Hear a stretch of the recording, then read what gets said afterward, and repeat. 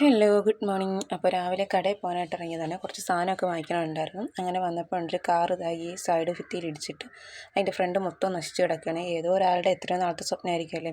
കണ്ടപ്പോൾ പാവം തോന്നി. പിന്നെ കടയിൽ പോയിട്ട് വന്ന് ക്ഷീണം മാറ്റാൻ ഞാൻ കുറച്ച് ദോശയൊക്കെ കഴിച്ചു കേട്ടോ. ഞാൻ ഈ മരംകുത്തിയെ പോലെ തലയിട്ടാട്ടുന്നത് എൻ്റെ പൂച്ചക്ക് ഞങ്ങൾ 3 പേരും താഴെ ഇരുന്ന് നിലവിളിക്കുന്നുണ്ടാണ്.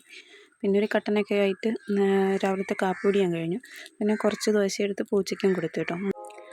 ഇതാ അങ്ങനെ 3 പേര് ഇവിടെ ഇരുന്ന് കഴിച്ചുകൊണ്ടിരിക്കുകയാണ്. അപ്പോൾ ചിന്നു അപ്പുറത്ത് ദോശ ഇടുന്നുണ്ട്. അപ്പോൾ കടയിൽ പോയിട്ട് വരുന്ന വഴിക്കൊരു മാങ്ങ വീണ് കിട്ടി കേട്ടോ. മാമ്പഴ സീസണൊക്കെ കഴിയാറായപ്പോഴാണ് എനിക്കൊരു മാങ്ങ കിട്ടിയത്. പിന്നെ അതിൻ്റെ തോലെല്ലാം കളഞ്ഞ് അതിനെ ചെറിയ പീസൊക്കെ ആക്കി കേട്ടോ. ആക്കി ചിന്നുവിന് പകുതിയായിട്ട് എടുത്തു, എനിക്കും പകുതി എടുത്തേ.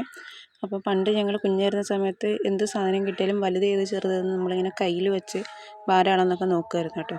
അതൊക്കെ ഒരു കുട്ടിക്കാലം. പക്ഷേ ഇപ്പോൾ വലുതായി കഴിഞ്ഞപ്പോഴത്തേക്ക് നമ്മൾ അങ്ങനെയുള്ളൊരു ആ ഒരു മൈൻഡൊന്നുമില്ല. ആരെങ്കിലും തോന്നിയോ എടുത്തോട്ടെ, കുറച്ചെടുത്തോട്ടെ, അങ്ങനെയൊക്കെയാണ് കേട്ടോ. അപ്പം ഞാൻ മാങ്ങയെല്ലാം കട്ട് ചെയ്തിട്ട് അവൾക്കും കൂടി ഒരു പാത്രത്തിലേക്ക് കുറച്ച് മാറ്റി വെച്ചേ. അപ്പോൾ അവൾ മുറ്റമൊക്കെ അടിക്കുന്നുണ്ടായിരുന്നു. അപ്പോൾ ഞാൻ എനിക്കുള്ളൊരു പങ്ക് എടുത്തിട്ട് ഫോർക്കൊക്കെ വെച്ച് കഴിക്കാനായിട്ട്. എനിക്കിതൊക്കെ കുറച്ച് ഇഷ്ടമുള്ള കാര്യമാണ്. പിന്നെ കുറച്ച് നേരം അവിടെ ഇരുന്ന മാങ്ങയൊക്കെ കഴിച്ചു. മാങ്ങയൊക്കെ കഴിച്ച് കഴിഞ്ഞപ്പോഴത്തേക്കും ഉച്ചയ്ക്കുള്ള ഊണിനുള്ള കാലമായി. അപ്പോൾ കുറച്ച് ഉഴുന്ന് പൊടി ഉണ്ടായിരുന്നു.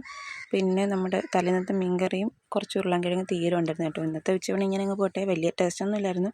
അപ്പോൾ വീഡിയോ ഇഷ്ടമായൊന്ന് ലൈക്ക് ചെയ്ത് കമൻറ്റ് ചെയ്യണം. മറ്റൊരു വീഡിയോ കാണാം. ടാറ്റാ.